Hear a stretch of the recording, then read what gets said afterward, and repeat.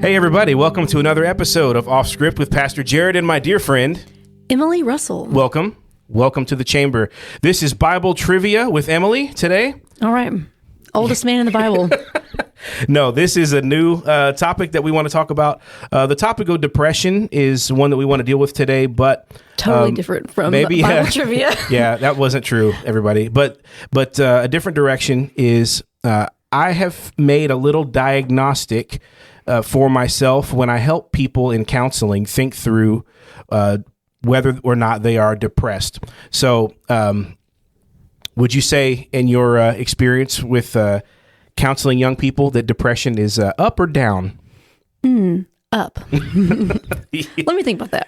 So I think pretty much everyone would say, like, it's very obvious in the world that anxiety and depression are on the rise, and it's specifically heavily among younger people. But I mean, we've all seen it and felt it. And the COVID years obviously brought it to the forefront of being a huge issue. But even before then, you saw the numbers going up dramatically. I read a book called The Coddling of the American Mind, which traced the rapid rise of depression to about 2012 for boys and girls, teenagers, and pretty obvious that the advent of the smartphone had something to do with that. So anyway, it's very, very much a in vogue discussion. And I see a lot of people almost leaning into it, maybe being almost proud of it, that they are not, if they don't see it as something to overcome and get past, but rather it's become almost an identity. And I hate that for people. And so what I've kind of thought through is based on the idea that I think there are two kinds of depression out there in the world. And I'm not a doctor, so just take that for what it's worth, a grain of salt. But I think, just based on my experience as a pastor, that there are two kinds of depression in the world. There is a real depression out there where people really have something medical going on, and they are seriously depressed. There is a deep sorrow, and there are suicidal thoughts, and there are self-harm thoughts, and there are things that are even possibly requiring medication. It's like there's a real depression. Would you agree? Yeah, and things brought on by like genuine trauma and abuse situations. So that exists. My premise of this whole episode is going to be that percentage is going to be small compared to what we're seeing culturally. Mm-hmm. That the amount of people that are actually having real, sincere medical depression, I think, is smaller than what the cultural tide is, which means that there's another percentage of people, and I don't claim to know what the percentage is, but there's another percentage of people who are saying they're depressed, feeling feelings of depression. But what I'm going to say is that it's very possible that is self-induced. It is created by the person, by choices in your life that you make. If you make a certain series of choices, you can make yourself depressed. Would you agree with that? Yeah, for sure. Have you ever made yourself depressed? Story time. I mean, I do. If I do scroll through my phone way too much, I do feel way worse after scrolling through my phone and mindlessly watching YouTube or whatever. Cat videos. Do you fancy yourself a depressive person? Like, are you the kind of person that is very moody and can get into kind of these depressive thoughts? Do you empathize with that at all? I feel like I can on a certain level. I mean, I do have this is a silly example, actually. Last week, Taylor Swift's new album came out, and that album is full of a lot of really sad songs. And I was like, man, I'm kind of feeling sad. And then I realized I'd only been listening to that album for like a couple days. I was like, maybe because I've only been listening to sad songs for a couple days, I should listen to some happy songs. There is a connection. Yeah. But not naturally for myself personally, no. Yeah. Strangely, I think I can definitely get there. Like, sometimes the funniest people are also like those people that can go swing really hard in one direction. I am one of those people. Like, I can be very, very happy and jokey, and then the next day being like, I am an abject failure. So I can definitely swing between those. So I do understand this, but I do think a lot of it is self-induced. And so what I want to give you guys today is a tool.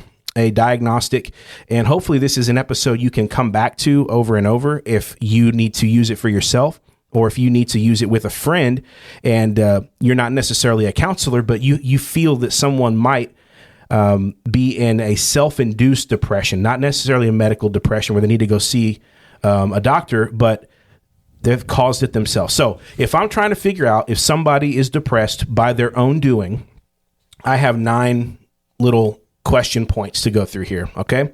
So I need you to answer every single one of these for yourself. Are you ready? For myself. I'm counseling you live on the air. Oh boy. So number 1, first thing you need to know, and this is completely based upon our culture and time.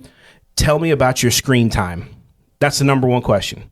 Sure. How much screen time are you into? So yeah. The science or the research would say that the magic number is 2 hours a day.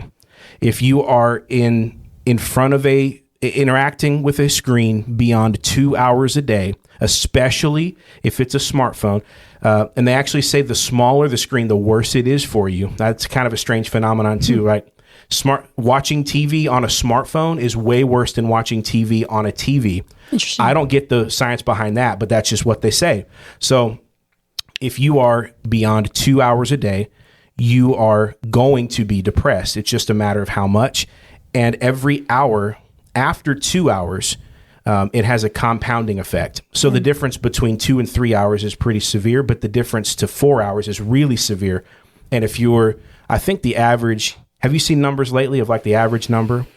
It's close to 8 hours for younger people. I was going to say for most teenagers, it is almost guaranteed to be over 2 hours. If they have a smartphone and they have social media, you can guarantee they have more than 2 hours of screen time just on their phone. And that's not including laptops and iPads and stuff like that. School. I mean, a lot of people do school online. And so like you've started behind the 8 ball doing school online. Yeah.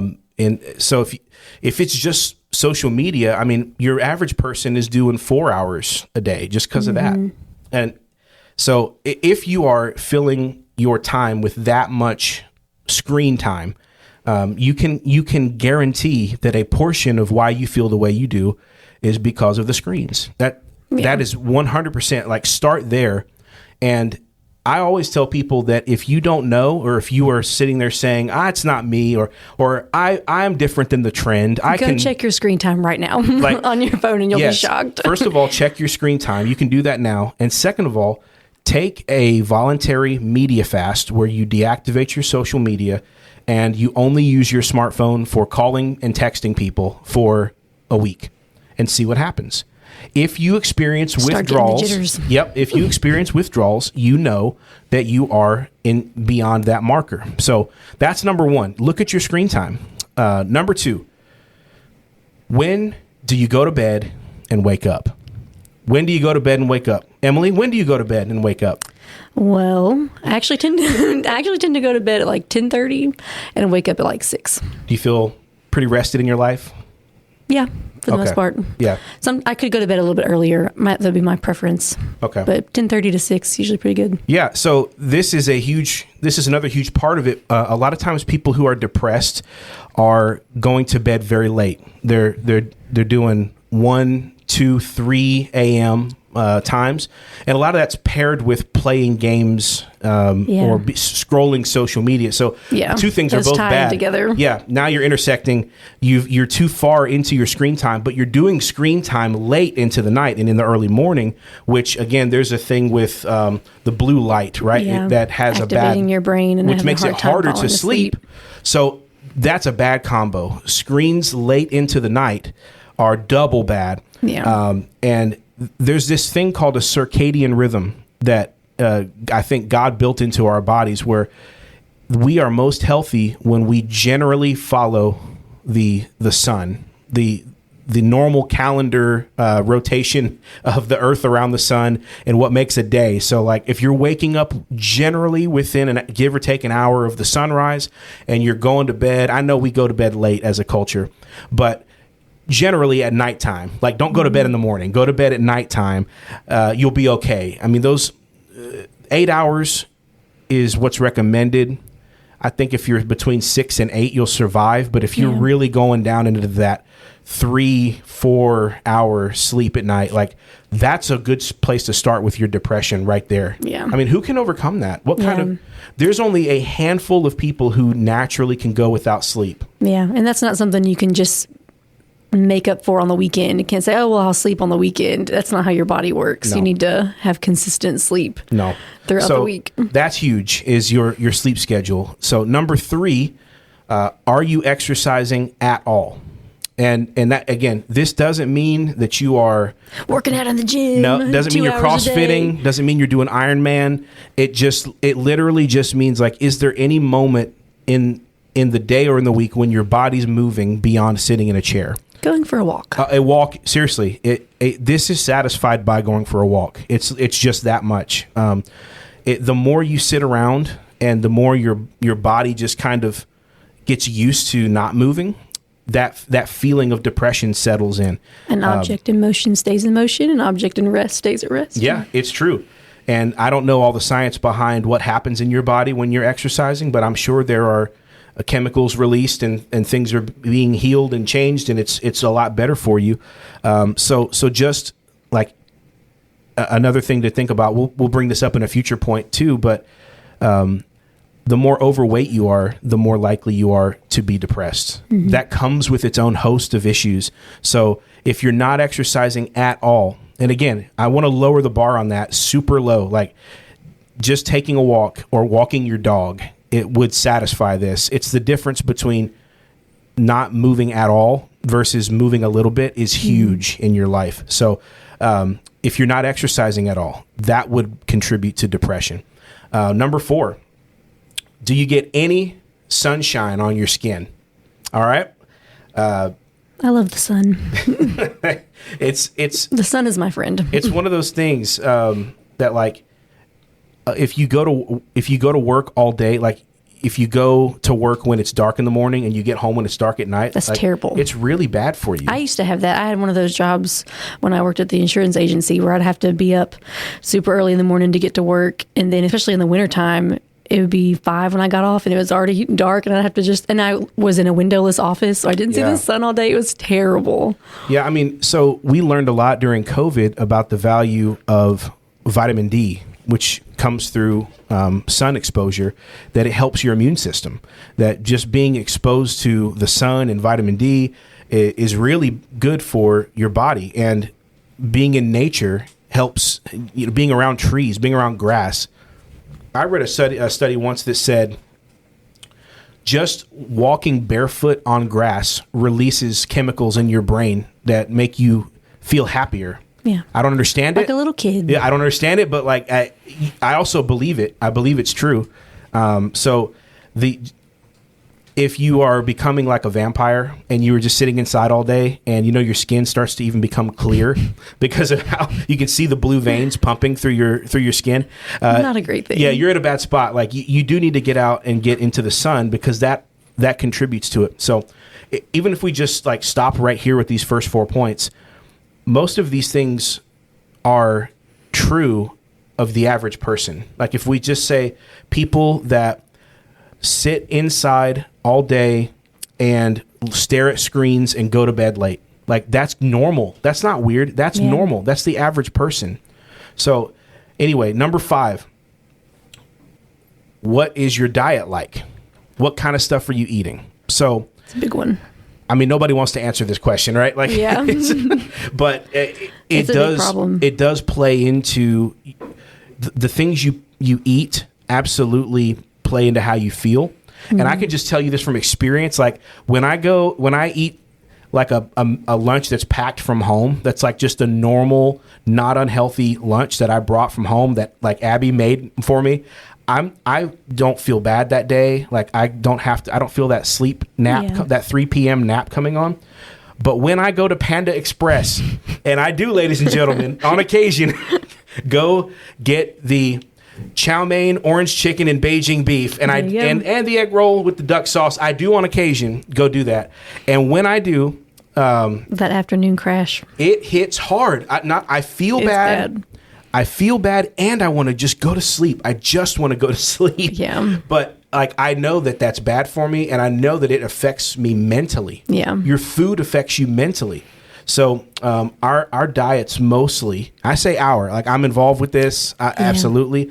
Our diets are sugar and processed foods, and seed oils and all these things that we know are bad for us. And if you do those things, it will affect your mind. It's not just body, it's body and mind. There is a connection there. Our foods in our country are just so over processed. And so, I mean, this even goes like if you're eating too much, but even if you're malnourished too, like you're not overeating, but the quality of the food that you're eating is poor, like that'll get you too. And healthy food is often more expensive than bad food. Yeah. So like if you are, impoverished and you are below the poverty line, chances are, even though you may not have access to a lot of food quantity, the food you usually get is bad for you. Yeah. So you become overweight because you eat bad food. So it which compounds upon itself. Yeah.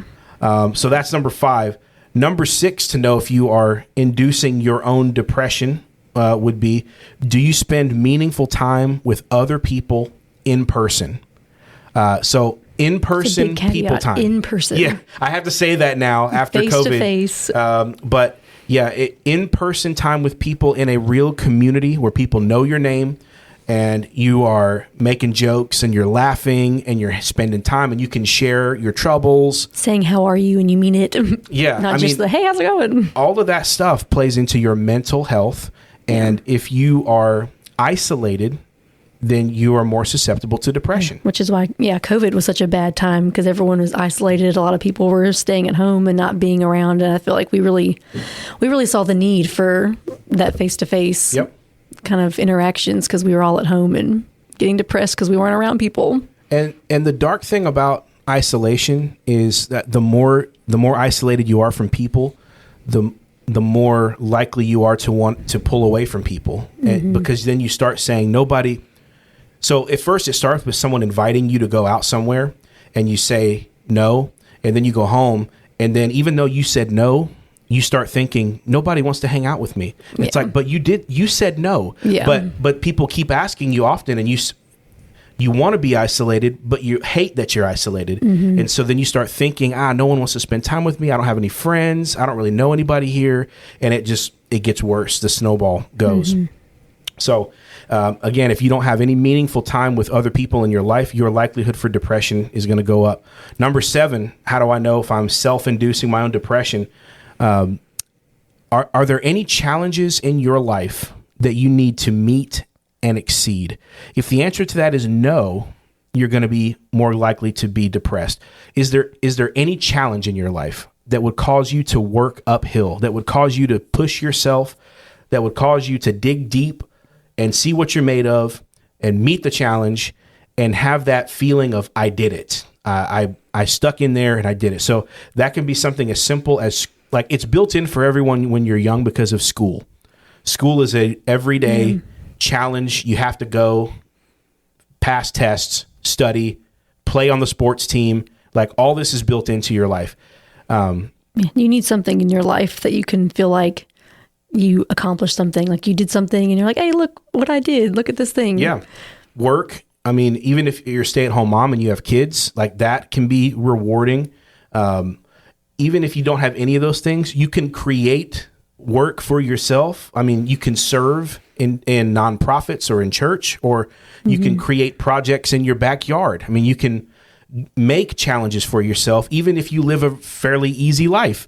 It's just, you can't have no reason to wake up in the morning. Yeah. If you have no discernible reason to put on pants and go outside, then you are going to feel worthless, even though you're not literally worthless, but you feel worthless if you don't have something to do and overcome and challenge yourself. And I'm going to say that specifically is going to hit men even harder than women. Yeah. Men need that. I do something in the world. I contribute something to this world and to this life. Yeah. And if you don't have that, it really can strip away at your feelings of self-worth. I think that can probably hit like an older generation a lot too, like people who are retired and they don't have like their daily job they're going to anymore, and their kids are grown and out of the house, and you see a lot of depression in older generations because those things. Older men die faster when they retire, or if their wife dies first. Yeah, that's pretty common because you need that feeling of I'm doing something. Yeah. I'm providing for something. Yeah, or feeling like you're useful, like you're needed. I'm needed to do something. Yep. So that's number 7. How do I know if I'm inducing my own depression? Number 8, do you have at least one fun hobby in your life? Not video games. That's not that's not screen related. That's not screen related. Just something that's fun. Everybody needs something fun that they like to do. And it can be as silly as, bird watching. Yes. Yes. I am an ornithologist. It can literally be anything, but like, you need one thing that's just for fun in your life, as simple, fun. I mean, you collect something, garden something. I like to crochet. Crocheting is fun. Are you serious? I do. I crochet all the time. Could I have a throw pillow? Can you hook me up? Maybe I can make a scarf. Okay. It could be, even as something as simple as like you follow a sports team and you like to go to the games or you like to keep up with them. Just having something that is for fun and it creates a little bit of ownership, buy-in from you, something to do, something to consume that piece of your downtime. Everybody has downtime, even if you're busy. That one little piece of downtime to have somewhere where your mind can go. And lastly, number 9, I think this is most important. Am I spiritually engaged and growing? Like, at the end of the day, who made our bodies and our minds? Jesus. Thanks, Sunday school. God is the one who made our minds and our bodies. And so if we're not engaging our maker, the one who gave us our minds, then we can lose our minds, or at least we can degrade. We can get worse. We can feel that sense of missing connection with God. And the more connection you have with God, and some of that's church. It's not all church, but church is where you're going to get that community, the friendship we talked about earlier. But you do need a direct connection with God. That's not even necessarily just about the people at church, but that you know God personally and you have a relationship with him, and there's a prayer element to that, and you enjoy singing to him, and you enjoy just feeling that sense of his presence in your life. It's hard to put your finger on exactly what that is, but you know it when you have it, and you know it when you haven't had it for a long time. That spiritual dry desert feeling, that's depressing in itself. Like when you're like, it's been a long time since I've felt God move in my life. Even just that alone will start to have a heavy weight on you for the negative. So that's what I would say. Those are my 9. If someone was asking me if they're depressed, I would say, hey, you may be medically, you may need to go talk to a doctor. But let's do these things first. Yeah. Let's go through this list. I got a list of 9 things. And if you do all of these things and you flip these around and you tell me I'm still feeling depressed, I'd say go with God, go with blessing, and go to a doctor. But let's examine your screen time. Let's examine when you're going to bed and waking up. Let's examine your exercise, whether you're getting outside and getting any sun on your skin. Are you eating anything remotely healthy? Do you have friends? Are you spending time with people in your life? Is there any challenge that you are needing to regularly meet that causes you to meet a challenge and step up and do something and work? Wake up in the morning. Do you have anything fun that you just like to do, a fun hobby in your life? And are you spiritually engaged with God? Do you know the one who made you? You go through all those things and you're still depressed, man, go to a doctor, seriously. But there's a very good chance that a huge portion of people who are feeling depressed today are just needing to deal with those 9 things. Right. So that's where I would start it. I want to finish with a quote from a lady named Anna Lemke, who is the chief psychiatrist for Stanford Medicine. So not a nobody. And I'll end with this quote because I found this in the Wall Street Journal and thought this was an excellent quote. So she said this: "A patient of mine, a bright, thoughtful young man in his early 20s, came to see me for debilitating anxiety and depression. He had dropped out of college and was living with his parents. He was vaguely contemplating suicide. He was also playing video games most every day and late into the night. 20 years ago, the first thing I would have done for a patient like this was prescribe an antidepressant. Today, I recommend something altogether different, a dopamine fast. I suggested that he abstain from all screens, including video games, for 1 month. Over the course of my career as a psychiatrist, I've seen more and more patients who suffer from depression and anxiety, including otherwise healthy young people with loving families, elite education, and relative wealth. Their problem isn't trauma, social dislocation, or poverty. It's too much dopamine, a chemical produced in the brain that functions as a neurotransmitter associated with feelings of pleasure and reward." End quote. So just to kind of close on that thought, if you're depressed because of something tough going on in your life, it's kind of like if you have PTSD because you went to war and you saw terrible things. Mm-hmm. Everybody understands that. Yeah. Everybody understands that. But if you live a relatively easy life and you live in the suburbs and you're not impoverished and you haven't had serious trauma and you have parents that love you and you are still experiencing depression and anxiety, please look at these 9 things. Mm-hmm. Please look at the amount of dopamine. You might be pushing the dopamine button in your brain so much that you can't turn it off, and it's become a depression to you. Mm-hmm. So please consider that these 9 things might be the source of your depression and that you might have self-induced your own depression. This is true for us. This is true for anybody out there who comes to you to talk about this. Just consider that not everything might be this thing that's requiring medication, that we can take control of our minds to an extent, especially with God's help, and just something to consider. All right. Any closing thoughts? No, I think that's a pretty comprehensive list, but I do appreciate this list because I know there are some people, especially Christians, get like a bad rap for being like, oh, you're depressed or anxious, you're just not praying enough, whatever. But I appreciate a list like this because there are like actual practical steps of like, let's talk about these things first. Yeah. And then after you've exhausted all of these things, then by all means, go to a doctor, seek medical help. This gives us something to go to before we jump straight to doctor and medicine. Yeah. But that's also not shaming somebody for feeling depressed and anxious and saying, well, you're just not believing hard enough. Right. But there's 2 opposite extremes. Right. But with both those things, I mean, the good news is it might just be one of these 9 things. And you flip those around and boom, all of a sudden the world is a little bit brighter. It's like the Wizard of Oz when they stepped into the color, like boom, all of a sudden, hey, I'm feeling like a whole different person. That happens all the time to people. So consider that, I guess if we'll say the opposite of each one of these things, would be to not be on screens for more than 2 hours a day. Go to bed at a reasonable time. Wake up when the sun comes up. Move at least once a day beyond your normal work pattern, your normal walking pattern. Mm-hmm. Get a little bit of exposure to the sunlight beyond walking from the building to your car. Eat foods that are not just complete sugar processed food, real food. Spend time with friends. Next time a friend asks you to go hang out, say yes and go.